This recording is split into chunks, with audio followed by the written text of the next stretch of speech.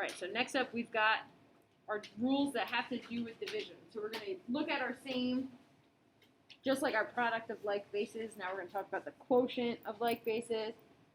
And then when we had a power to a power, we're going to have a quotient to a power. So we're kind of just taking those multiplication rules and going one step further.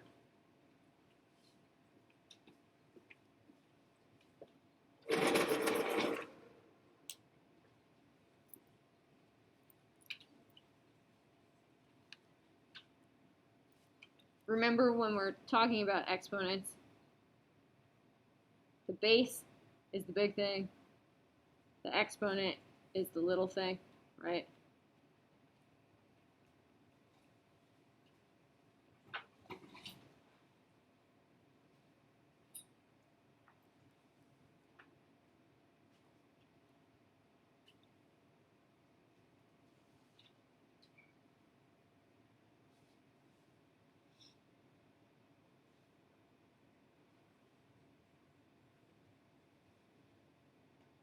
So our first rule, just like we had the product of like bases, which meant we were multiplying things that had the same base, now we have the quotient of like bases. And quotient just means we're dividing, and we're dividing things that have the same base. So if we're talking about quotient of like bases, that means we have something like a to the m divided by a to the n, where m and n could be any number we want them to be. And when we're dividing them, we actually take the exponents and we take the top exponent minus the bottom exponent. So we're going to subtract them. And you've already seen this when we were factoring out the GCF, right? When we were dividing things by other exponents. We were talking about how many did we start with, how many did we take away. So it's exactly the same thing. We're looking at how many do we have on top, how many are we taking away on the bottom, what's left over. So here, we're going to subtract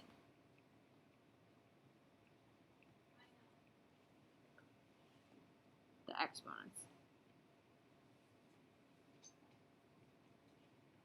And you want to make sure when you're subtracting the exponents that you're always doing the top exponent minus the bottom exponent. Always top minus bottom.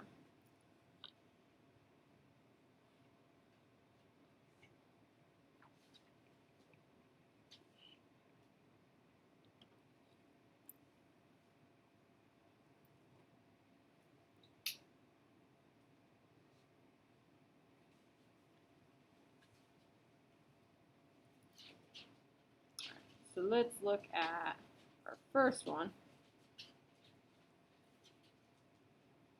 Simplify x to the fifth divided by x squared. So if I wanted to, I could rewrite x to the fifth to be x times x times x times x times x over x squared is really just an x times an x. So basically what we're doing is we want to cancel out anything that matches on the top and the bottom. So I want to go in and say, oh, look, I have an x here and here.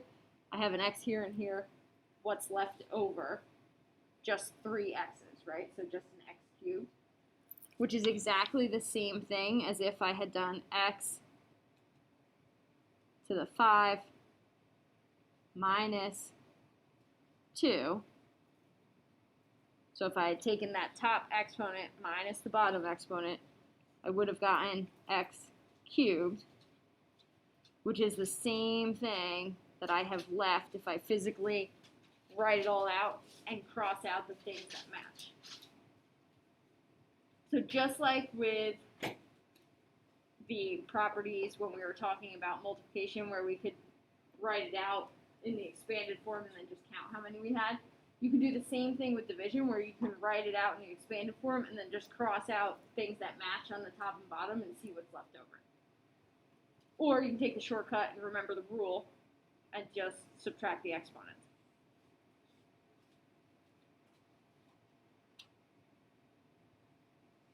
What if I give you something like 15y cubed divided by 3y squared?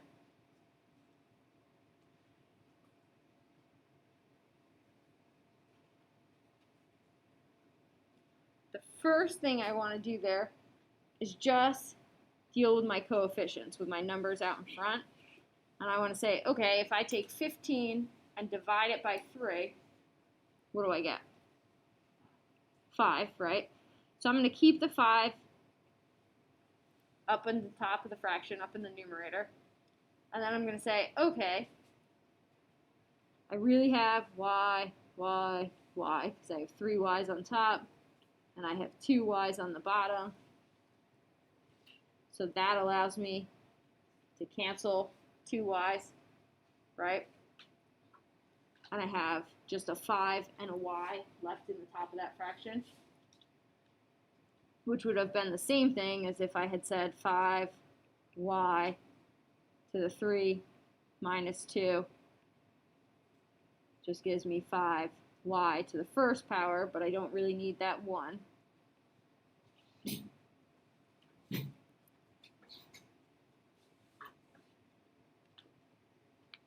So I want to work with coefficients first. I want to deal with any numbers that I can simplify out in front first, and then variables.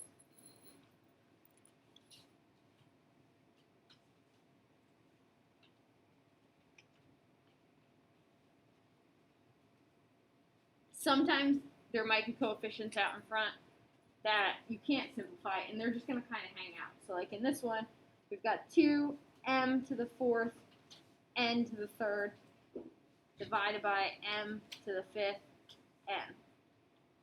So in this situation, we have a 2 that's kind of just hanging there, but there's no other coefficients, so there's nothing that I can do with that 2. So the 2 is just going to kind of hang out and stay in the numerator, and I want to look at my m's and my n's and combine those.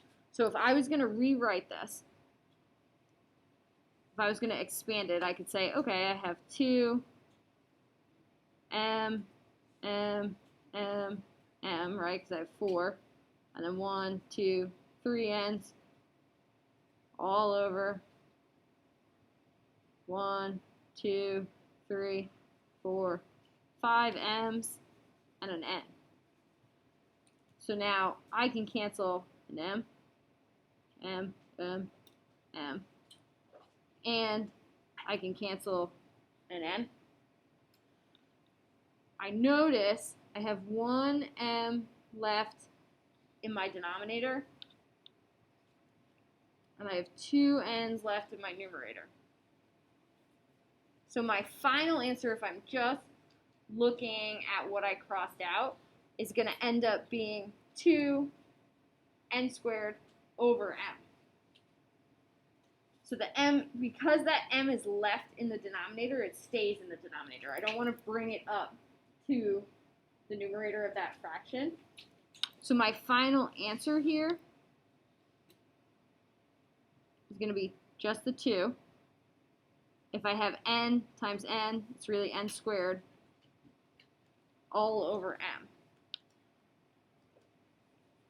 Now, if I didn't want to do drawing it all out and crossing it out, what's going to happen?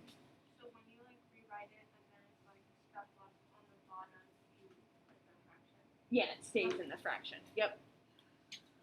So if I didn't want to rewrite it, like if I had m to the 18th power and I'm not trying to sit there and write all those m's over and over and over again, if I went and used my rule, I would have said, okay, I have 2, and then I have m to the 4 minus 5, and I have n to the 3 minus 1. So when I do that, I get 2 m to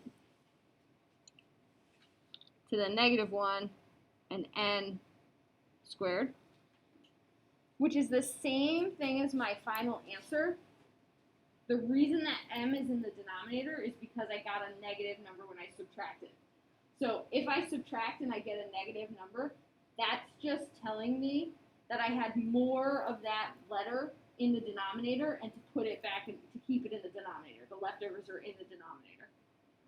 If it's not a 1, and it's like, and it's like -3. Okay. Put the -3 in it. Exactly. So if we changed this to, instead of being 5, if this was an 8, right? Go ahead. Then I would have 3 more m's here, right? So now when I cancel that out, I still have 4 m's left. That means since I have 4 m's left on the bottom, it would be a 4 here. Or when I did 4 minus 8, I would get -4. So I'm just going to put it in the denominator, but make it a positive number. Because basically I'm looking at if I have more of a variable in the denominator, then the leftover should still be in the denominator. If I have more in the numerator, then the leftover should be in the numerator, because I'm just telling them what's left.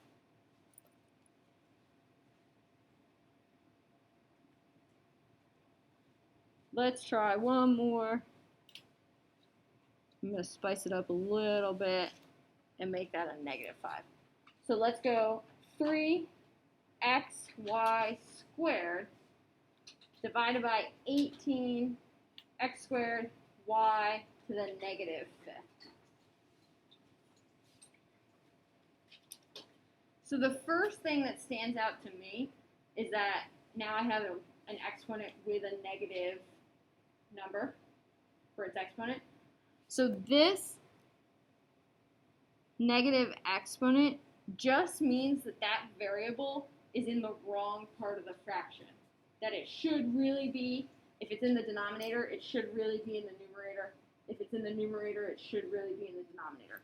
So all I need to do in order to fix this is bring it up to where it's really supposed to be. So I can really rewrite this whole thing to be 3xy squared. And instead of having that y to the -5th in the bottom, I'm just going to bring it up to the top and make it positive. So if you ever see a negative exponent, it just means it's in the wrong part of the fraction. Move it to the other part and make it positive. Y to the 5th over 18x squared.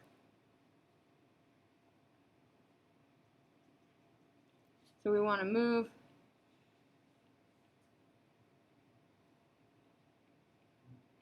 negative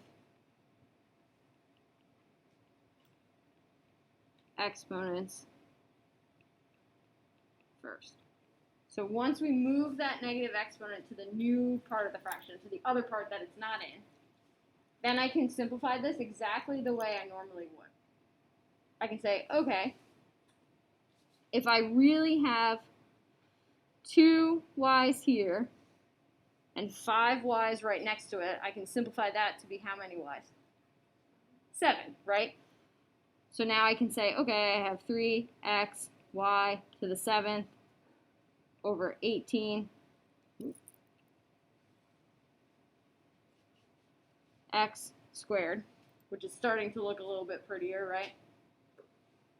And then I can say to myself, 3 and 18. Can I simplify 3 and 18 at all? I definitely can't do 3 divided by 18, right? Because 18 is bigger. But do they share anything? Could I reduce that fraction at all? 3 over 18? I can divide them both by 3, right? If I divide by 3 here, I can divide by 3 here. 3 divided by 3 is going to give me 1. 18 divided by 3 is going to give me 6. So I can always, even though I can't physically do 3 divided by 18, if I can simplify the fraction or if they have a common factor that I can take out, I want to take that common factor out. Then I notice I have an x. I have 7 y's. Oof. and I have 2 x's in the denominator. The only thing I can cancel here is an x, because nothing else matches up in the top and the bottom. So my final answer is just going to be y to the 7th over 6x. I don't need to keep that 1 there because it doesn't really do anything as a coefficient, right? I wouldn't be wrong if I left it there. It's just kind of extra, like we don't put a 1 as an exponent.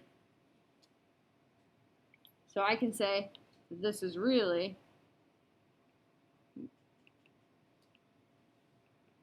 x to the 7th over 6, not x to the 7th, y to the 7th. Those are y's. Y to the 7th over 6x, which I would have gotten the same thing if I had subtracted my exponents. Do you prefer subtracting the exponents, or do you prefer drawing it and crossing it out? Drawing it and crossing it out, it's kind of easier to see, right? All right, so let's look. We've got one more rule to kind of talk about. I can squish this down, and then we'll start classwork. So we've also got to go along with our power to a power if we have a quotient to a power. So a quotient to a power is going to look similar to a power where we're going to have a parentheses. And we're going to have 2 bases. They have to be the same if we're going to combine them. If we're bringing in their powers, they can be different. So we have 2 different bases.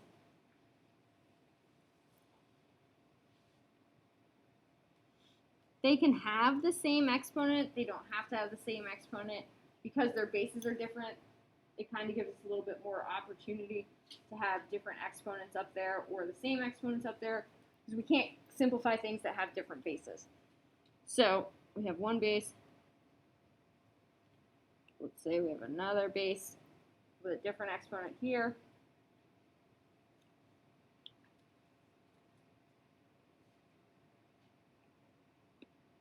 And then they're all going to be raised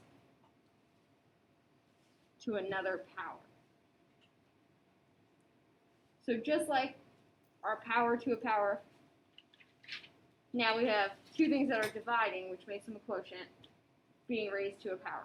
All you have to do here is literally bring this power into both pieces of the fraction. So it just becomes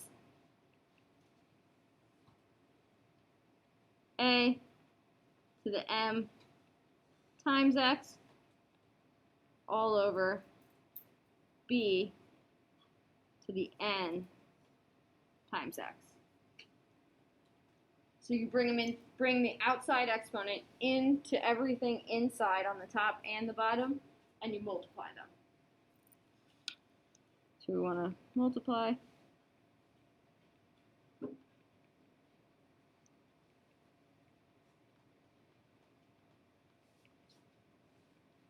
We want to multiply the exponents, and we want to make sure that we bring it into everything in the numerator and the denominator.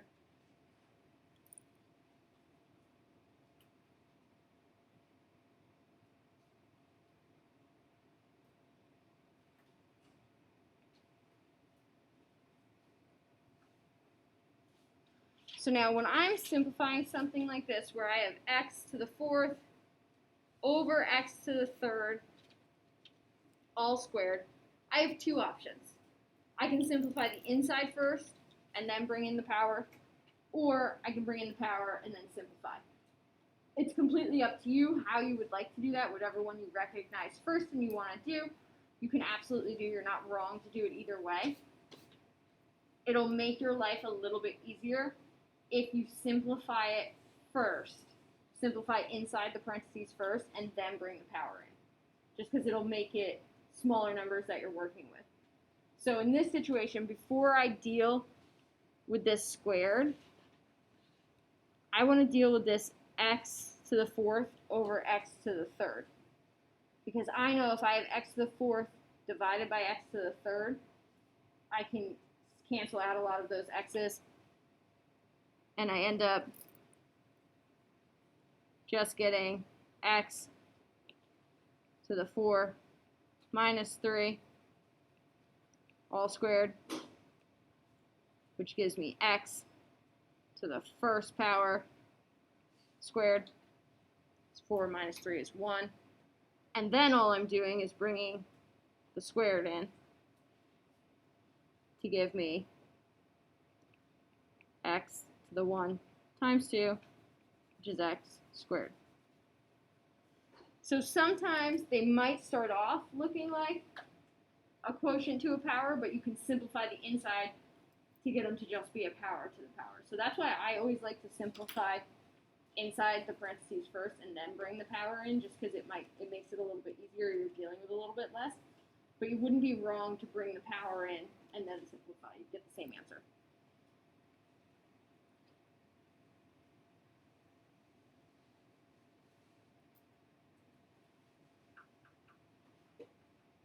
What if gave you something like 2m cubed over m to the 5th all to the 4th?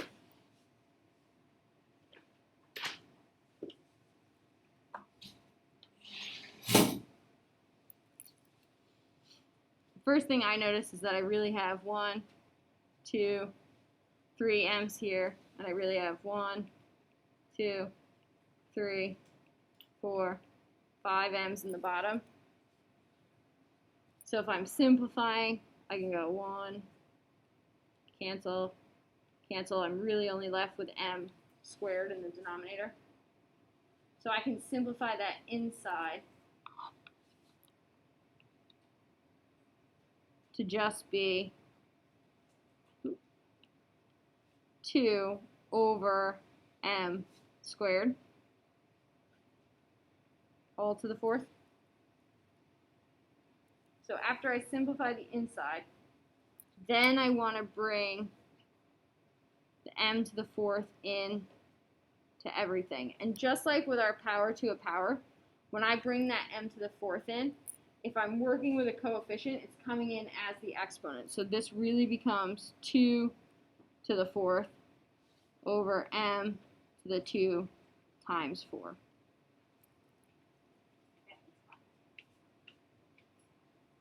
Then we want to do 2 to the 4th is 2 times 2 times 2 times 2.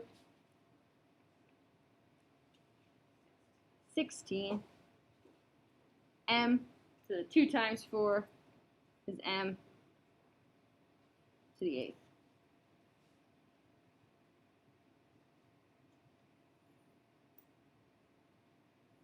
What do you think? You want to see another one before we start your classwork, or you feel like you're ready to start your classwork?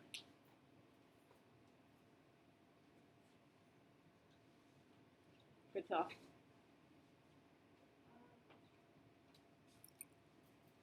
How about if I showed you this? Do you know what to do? You try this one. You try.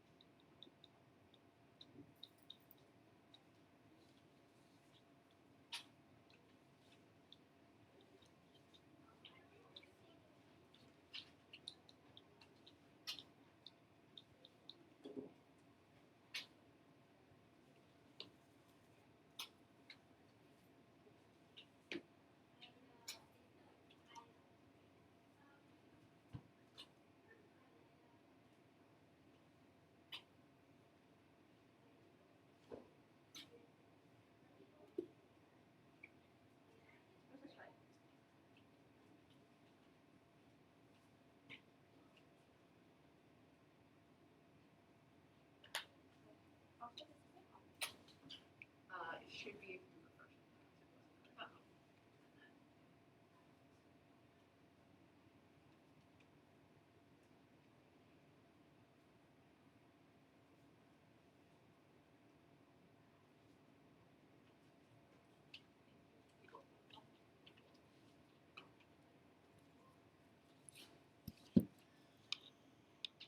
All right, so the first thing I would do Just keep the parentheses exactly the same, the exponent on the outside. And I'm going to say, okay, I have a cubed, which is a times a times a. And I have b to the fourth, which is b times b times b times b, over a squared. Oh geez, I gotta fit 7 in here. And 7 b's. 1, 2, 3, 4, 5, 6, 7. So that means if I'm canceling things, I've got an a left in my numerator. I've got 3 b's left in my denominator. So I'm really working with a over b cubed, all cubed.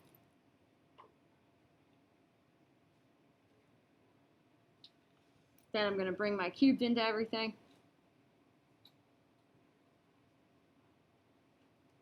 Which means I'm really going to get a. There was an exponent there. It's just a 1 if it's not written. So it's 1 times 3 over b to the 3 times 3. Which gives me a to the third over b to the 9th.